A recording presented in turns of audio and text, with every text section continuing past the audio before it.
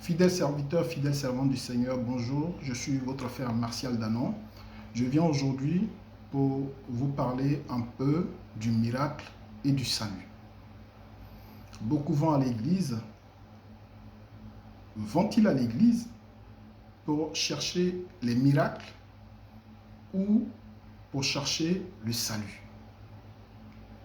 Le miracle étant défini comme un fait extraordinaire où l'on reconnaît une intervention divine, un fait extraordinaire où l'on croit également reconnaître une intervention divine.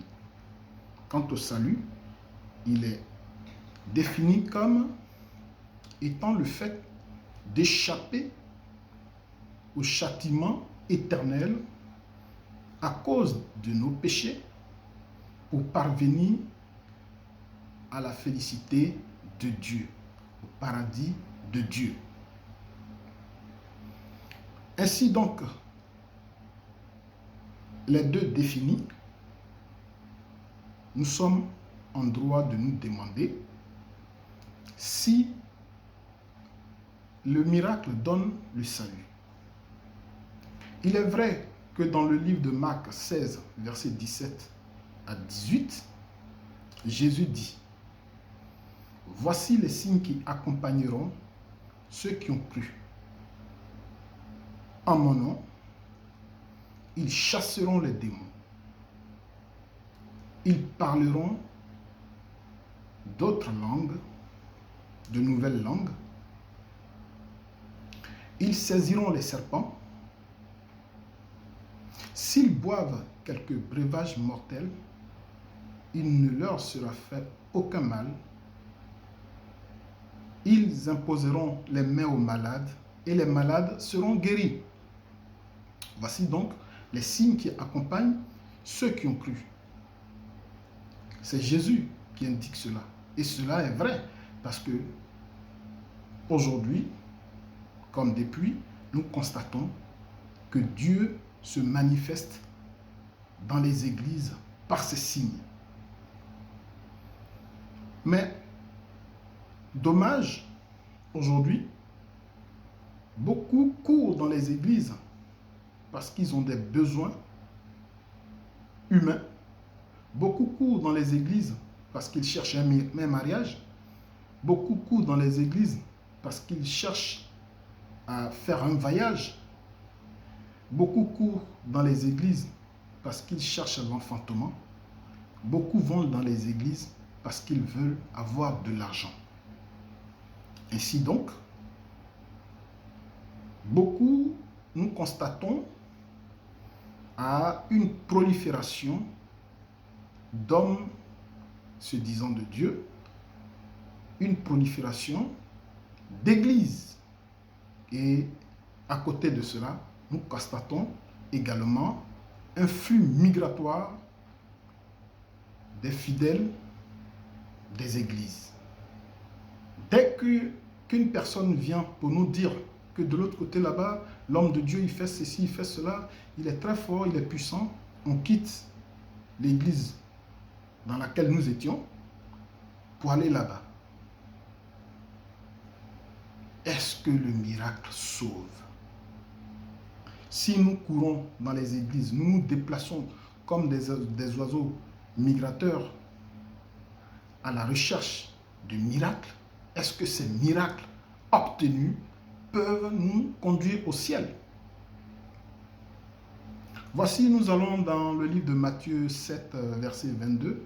Jésus, le même Jésus dit: « Plusieurs me diront ce jour-là: Seigneur, Seigneur, n'avons-nous pas chassé les démons en ton nom?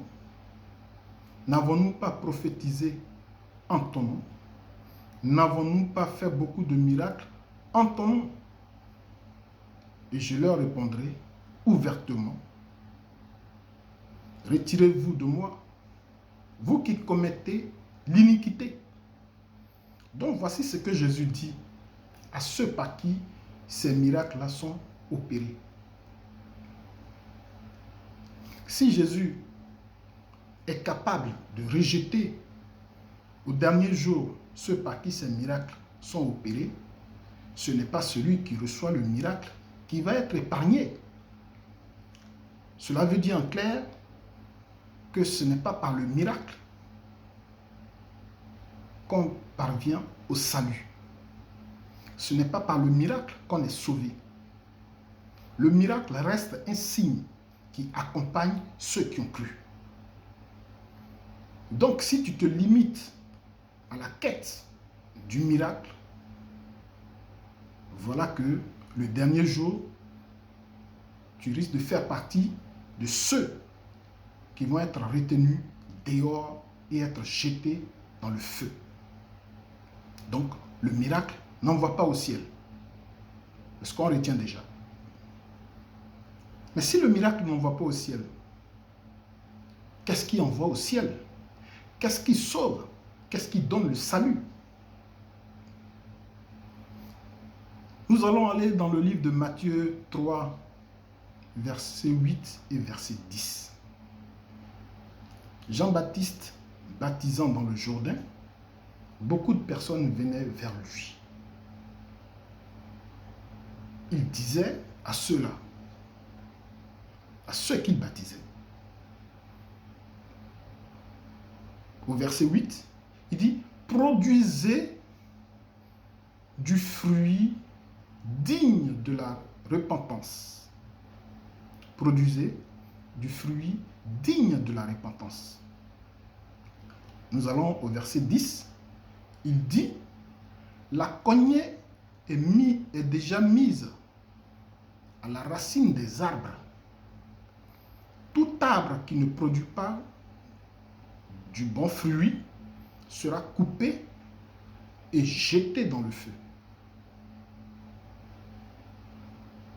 Il parle ici en termes d'arbres et de fruits. C'est donc une parabole.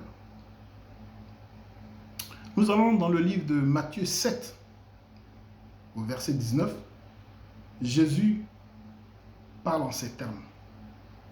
Tout arbre qui ne produit pas de bons fruits sera coupé et jeté dans le feu. Donc, il parle comme Jean-Baptiste a parlé. Ils ont le même langage, sauf que ce langage, il est codé. Qui est donc l'arbre et le fruit, c'est quoi? Pour le savoir, la clé de cette parabole, nous allons nous rendre dans le livre de Marc,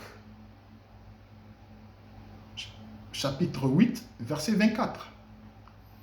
Jésus arrive à Bethsaïda et il arrive dans le village, il croise un aveugle. Il sort l'aveugle du village, donc ils vont en dehors du village, il lui impose les mains. Quand il lui impose les mains, il lui demande, ouvre les yeux et qu'est-ce que tu vois? Est-ce que tu vois? Il dit, l'aveugle dit, je vois les hommes, mais je les perçois comme des arbres qui marchent. Je vois les hommes, mais je les perçois comme des arbres qui marchent. Donc, si on prend cette parole de cet aveugle, on se rend compte que l'homme est comparable à un arbre. Donc, quand Jean-Baptiste parle de l'arbre, Jésus parle de l'arbre, c'est de l'homme qu'il s'agit. Mais le fruit de cet arbre, c'est quoi? Pour répondre tout simplement à cela, à cette question, nous allons nous rendre dans le livre de Marc 3. Marc 3, Jean-Baptiste qui baptise dans le Jourdain, au verset 10, beaucoup lui posent la question, que devons-nous faire? Il répond, au verset 11, que celui qui a 2 tuniques en donne ou partage avec celui qui n'en a point. Et si quelqu'un a de quoi manger, qu'il partage avec celui qui n'en a point. Des publicains sont venus le voir.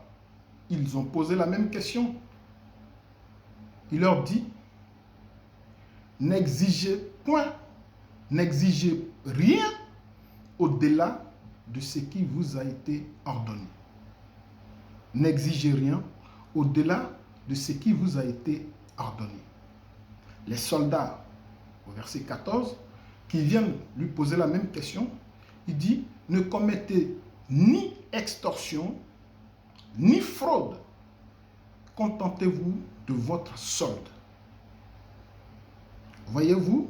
Donc, il parle à ces arbres, il parle à ces hommes, leur indiquant ce qu'il faut faire. Il leur dit d'abandonner les mauvaises actions que ces gens-là menaient avant de venir se faire baptiser et que désormais, ils doivent produire un certain type de fruit, le bon fruit. Donc, ce bon fruit-là sont nos bonnes actions. Ces actions-là, par exemple, il dit, si quelqu'un a 2 tuniques, qu'il partage avec celui qui n'en a pas. Et si quelqu'un a de quoi manger, qu'il fasse pareil ou qu'il fasse de même. Vous voyez? Donc, les fruits de l'arbre, les fruits de l'homme sont donc ces bonnes actions. Le partage. Le partage. Pour pouvoir entrer dans le royaume des cieux. Parce que je crois en Jésus. Si je vois quelqu'un qui n'a pas à manger, que moi j'en ai, je dois partager avec lui. Si j'ai des vêtements que je vois à côté de moi, quelqu'un qui est nu, je dois partager avec la personne.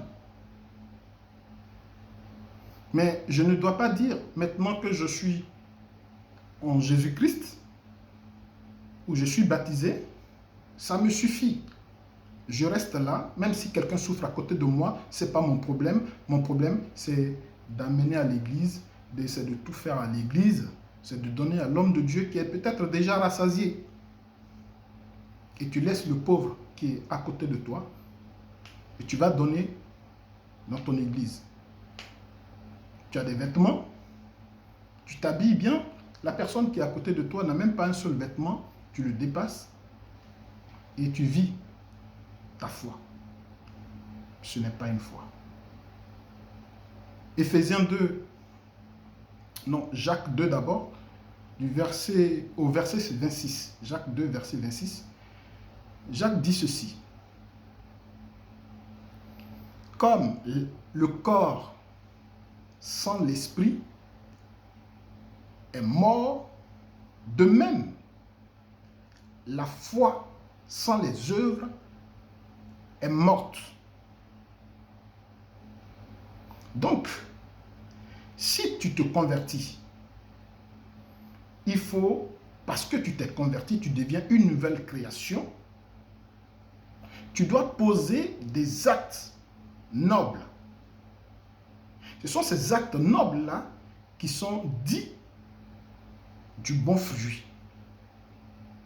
Et c'est ce qui peut susciter la grâce du salut dans ta vie. Quand vous prenez Éphésiens 2, du verset 8 au verset 10, je ne vais pas le lire, mais je vais vous l'expliquer. Paul dit ceci. Il dit, toute œuvre de quelqu'un qui n'est pas en Jésus ne peut pas susciter la grâce du royaume. Pour ne pas que l'on s'enorgueillisse.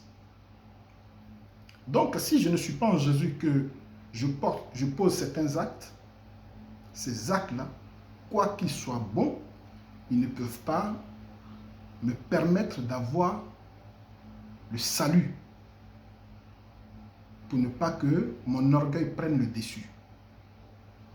Mais les œuvres qui vont me permettre d'avoir accès au royaume, c'est les actes, les bonnes actions que je vais mener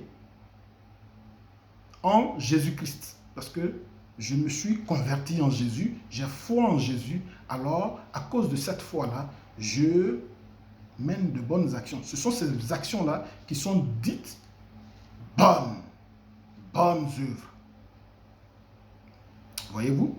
Et donc, la foi amène l'homme à poser des actions, à mener des actions.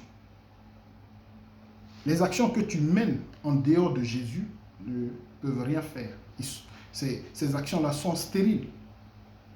Mais les actions que tu mènes en Jésus-Christ à cause de ce que tu crois, ce sont ces actions-là qui suscitent le royaume, la grâce du royaume pour toi. Il dit encore devant que ces actions-là ont été préparées par Dieu pour que nous les pratiquions. Cela veut dire quoi? Cela veut dire que Dieu a créé lui-même les conditions pour que tu mènes ces actions-là, parce que tu crois en Jésus. Donc cela veut dire que Dieu peut mettre quelqu'un qui est dans le besoin à côté de toi, pour que tu manifestes les œuvres de la foi. Ce n'est pas forcément à l'église. Je ne dis pas aussi de ne pas apporter à l'église. Mais en dehors de l'église, des gens viendront certainement à toi. Tu vas voir leur situation. Quand tu te regardes, tu sais que tu es en mesure de rendre service. Rends ce service-là à cause de ta foi en Jésus.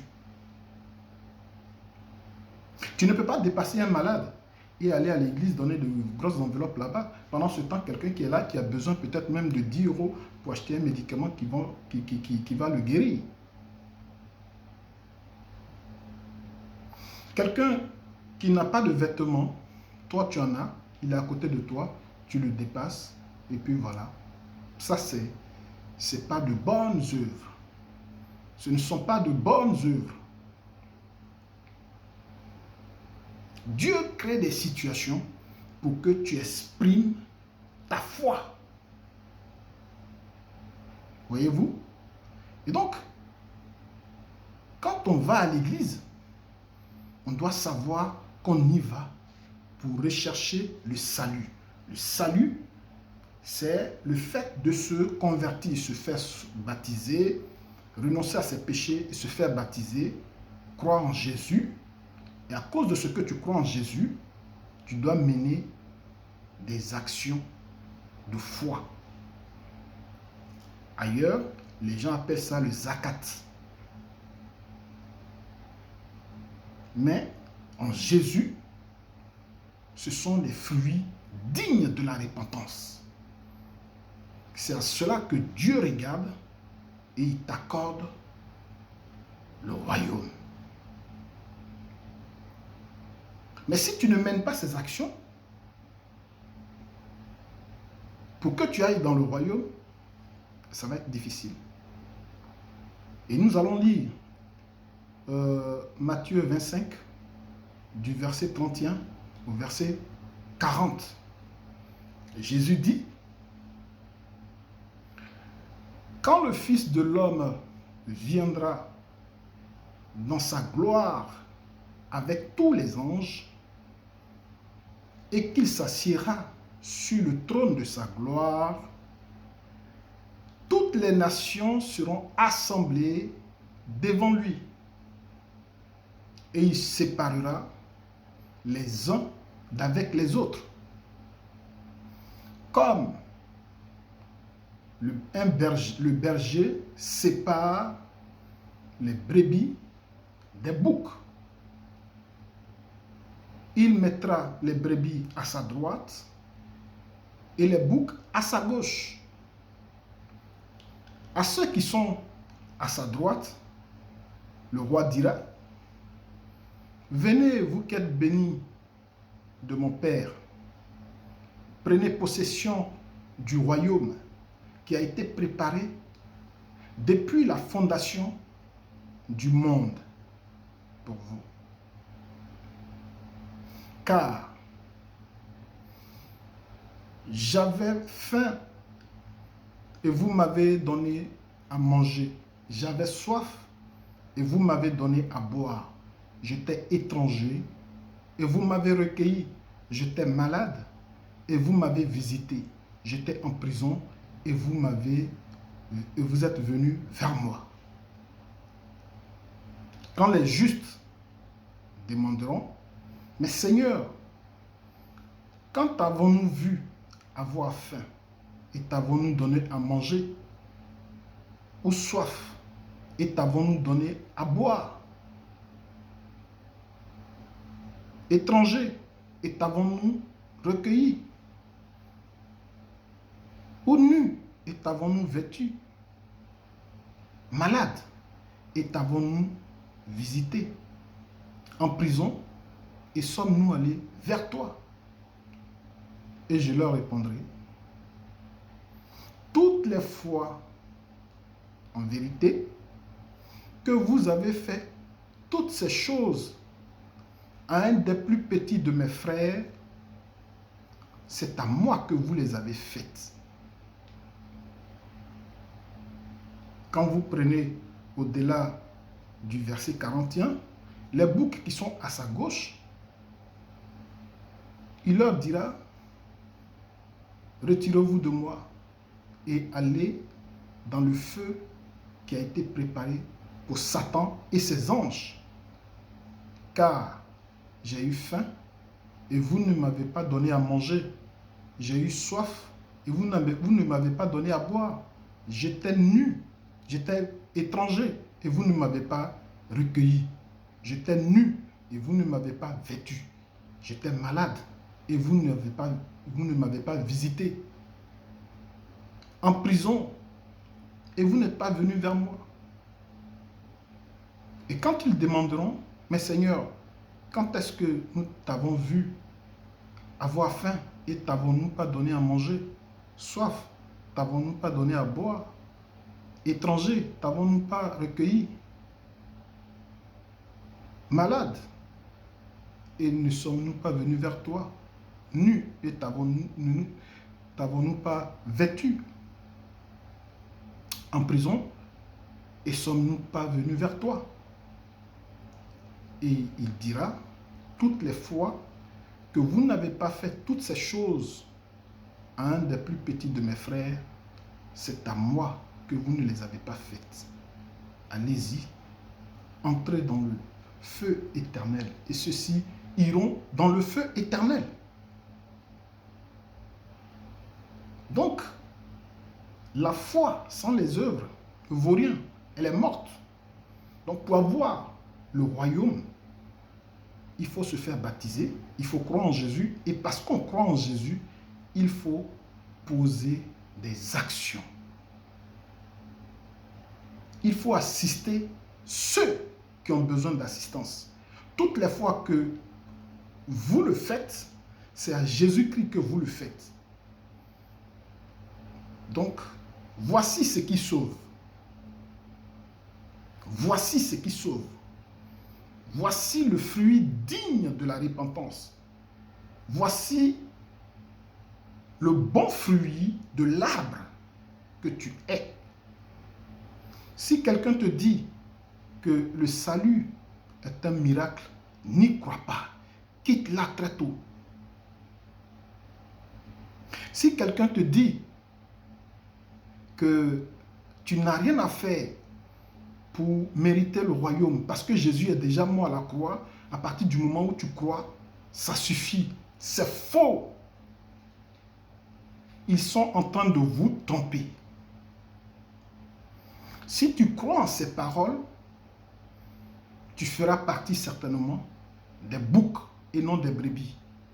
Et tu finiras dans le feu qui a été préparé par Satan, qui a été préparé pour Satan et ses anges.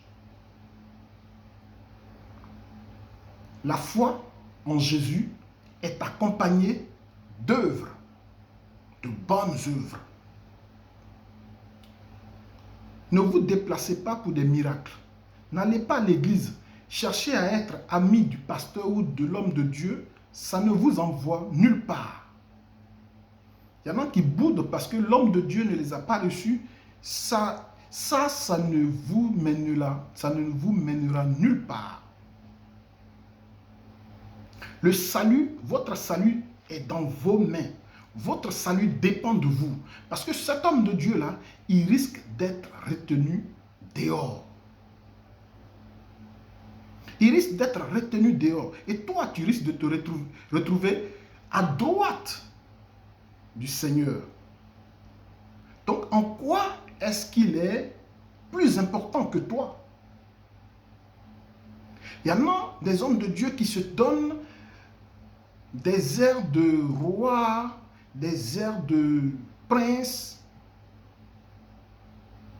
Et quand vous allez à l'église, vous voulez forcément faire partie de leur cercle.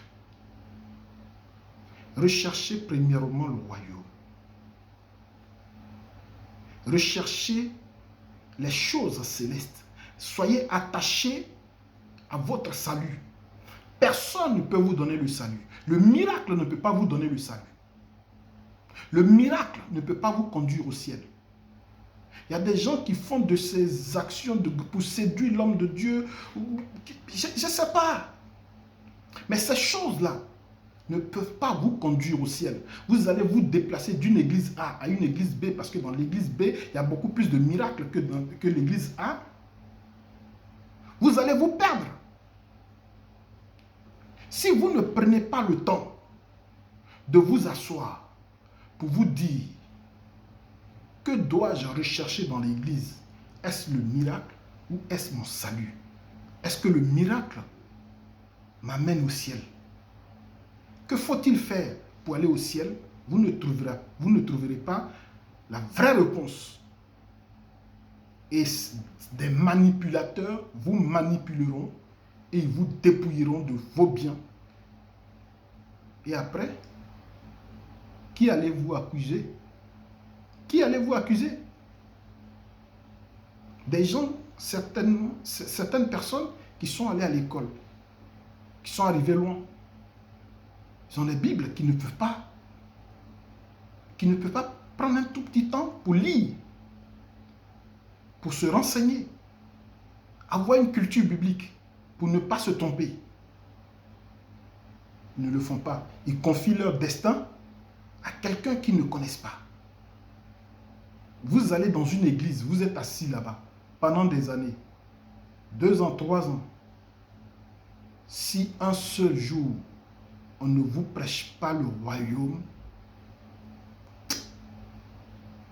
sortez de là. Si on vous parle essentiellement des miracles, sortez de là.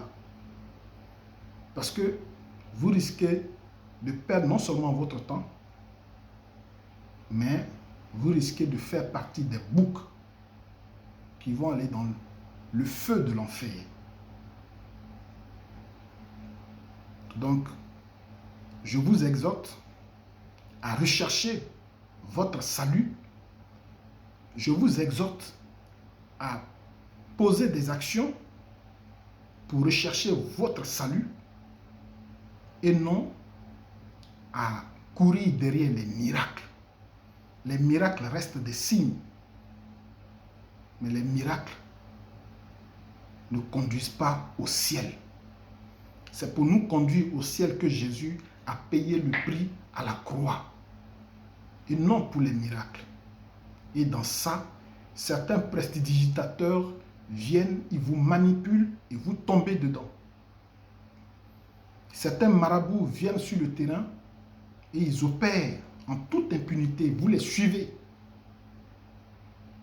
Si vous avez passé toute votre vie à l'église sans une seule fois vous interroger sur ce que vous devez faire pour avoir votre salut,